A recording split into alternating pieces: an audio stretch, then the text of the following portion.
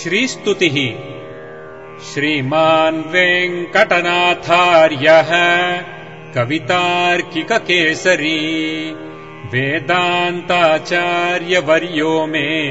सन्निधत्ताम् सदा हृदि मानातीतप्रथितविभवाम् मङ्गलम् मङ्गलानाम् वक्षः पीठीम् मधुविजयिनो भूषयन्तीम् स्वकान्त्या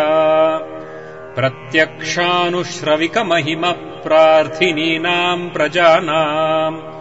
श्रेयो मूर्तिम् श्रियमशरणस्त्वाम् शरण्याम् प्रपद्ये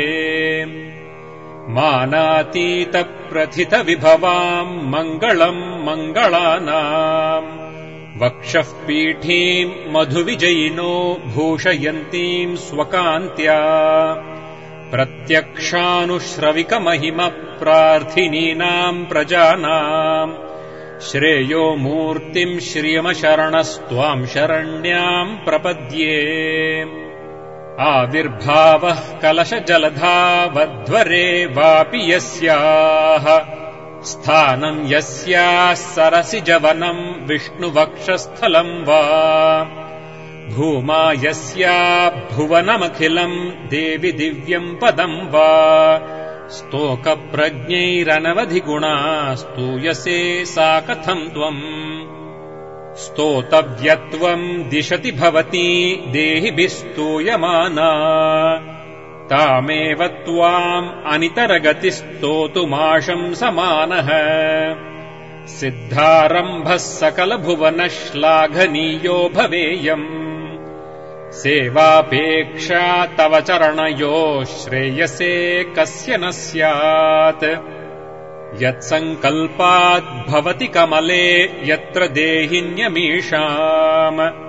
जन्मस्थेम प्रलयरचना जङ्गमा जङ्गमानाम्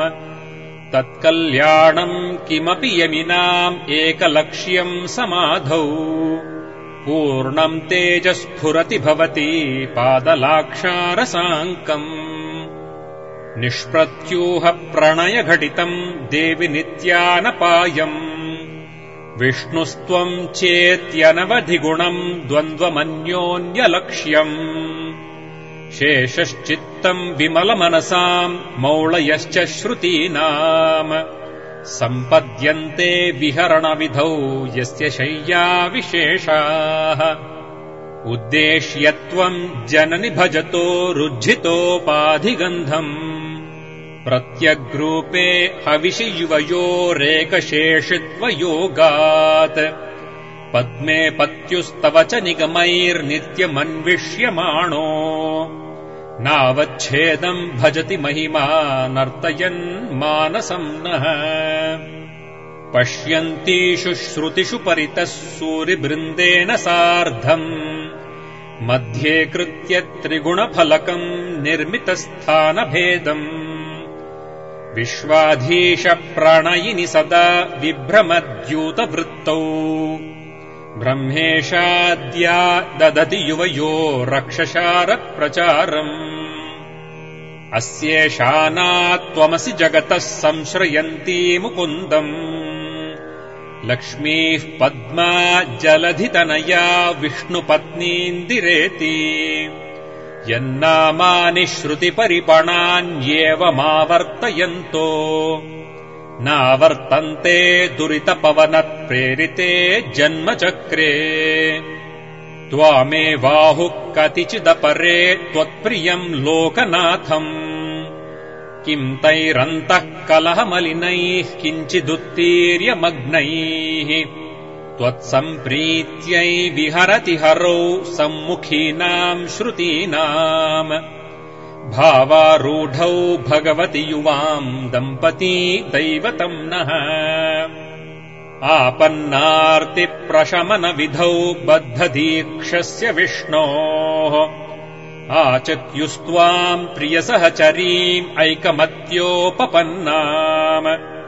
प्रादुर्भावैरपि समतनुः प्राध्वमन्वीयसे त्वम् दूरोत्क्षिप्तैरिव मधुरता दुग्धराशेस्तरङ्गैः धत्ते शोभाम् हरिमरकते तावकी मूर्तिराद्या तन्वी तुङ्गस्तनभरनता तप्तजाम्बूनदाभा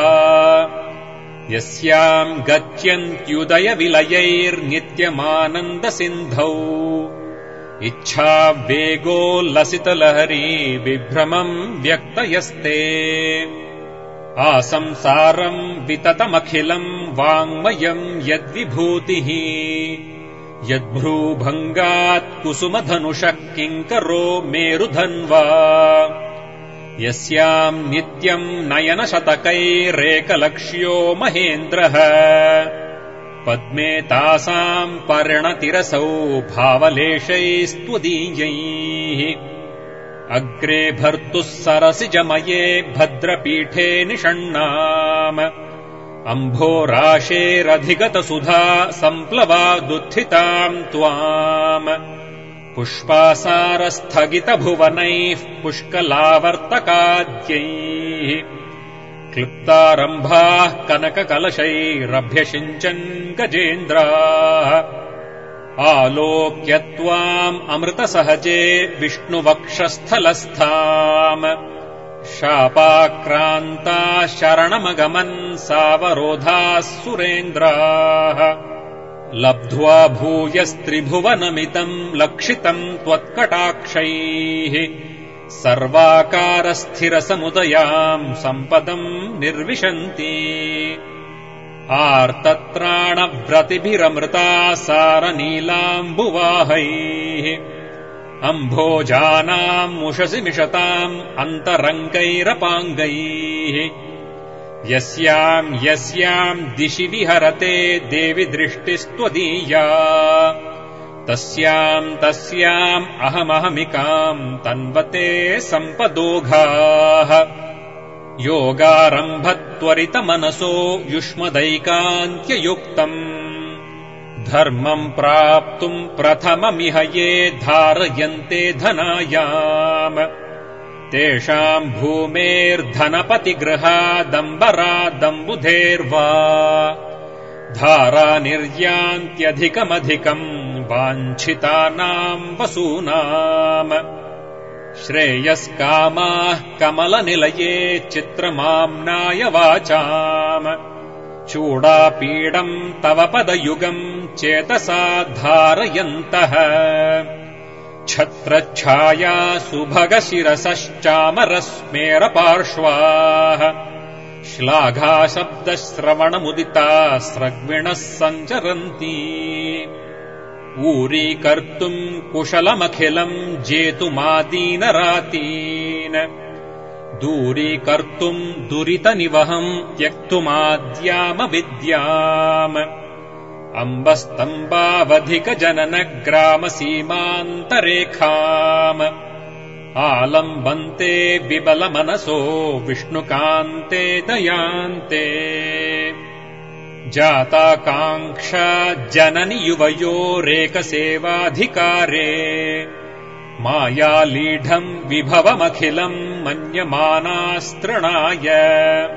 प्रीत्यै विष्णोस्तव च कृतिनः प्रीतिमन्तो भजन्ते वेलाभङ्गप्रशमनफलम् वैदिकम् धर्मसेतुम् सेवे देवि त्रिदशमहिळा मौळिमालार्चितम् ते सिद्धिक्षेत्रम् शमितविपदाम् सम्पदाम् पादपद्मम् यस्मिन्नीशन्नमितशिरसो यापयित्वा शरीरम् वर्तिष्यन्ते वितमसि पदे वासुदेवस्य धन्याः सानुप्रासप्रकटितदयैः सान्द्रवात्सल्यदिग्धैः अम्बस्निग्धैरमृतलहरी लब्धसब्रह्मचर्यैः घर्मे तापत्रयविरचिते गाढतप्तम् क्षणम् माम् आकिञ्चन्यग्लपितमनघैरार्द्रयेथाः कटाक्षैः सम्पद्यन्ते भवभयतमी भानवस्त्वत्प्रसादात् भावाः सर्वे भगवति हरौ भक्तिमुद्वेलयन्तः याचे किम् त्वाम् अहमिह यतः शीतलो दारशीला भूयो भूयो दिशसि महताम् मङ्गलानाम् प्रबन्धान् माता देवि त्वमसि भगवान् वासुदेवः पिता मे जातः सोऽहम् जननि युवयोरेकलक्ष्यम् दयाया दत्तो युष्मत्परिजनतया देशिकैरप्यतस्त्वम् किम् ते भूयः प्रियमिति किल स्मेरवक्त्रा विभासि माता देवि त्वमसि भगवान् वासुदेवः पिता मे जातः सोऽहम् जननि युवयोरेकलक्ष्यम् दयाया दत्तो युष्मत्परिजनतया देशिकैरप्यतस्त्वम् किम् ते भूयः प्रियमिति किल स्मेरवक्त्रा विभासि कल्याणानाम् अविकलनिधिः कापि कारुण्यसीमा नित्यामोदा निगमवचसाम् मौळिमन्दारमाला सम्पद्दिव्या मधुविजयिनः सन्निधत्ताम् सदा मे सैषा देवी सकलभुवनप्रार्थना कामधेनुः कल्याणानाम् अविकलनिधिः कापि कारुण्यसीमा नित्यामोदा निगमवचसाम् मौळिमन्दारमाला सम्पद्दिव्या मधुविजयिनः सन्निधत्ताम् सदा मे सैषा देवी सकलभुवनप्रार्थना कामधेनुः उपचितगुरुभक्तेरुत्थितम् वेङ्कटेशात् कलिकलुषनिवृत्त्यै कल्पमानम् प्रजानाम् सरसिजनिलयाया स्तोत्रमेतत्पठन्तः सकलकुशलसीमा सार्वभौमा भवन्ति उपचितगुरुभक्तेरुत्थितम् वेङ्कटेशात् कलिकलुषनिवृत्त्यै कल्पमानम् प्रजानाम् सरसिजनिलयाया स्तोत्रमेतत्पठन्तः सकलकुशलसीमा सार्वभौमा भवन्ति कवितार्किकसिंहाय कल्याणगुणशालिने श्रीमते वेङ्कटेशाय वेदान्तगुरवे नमः।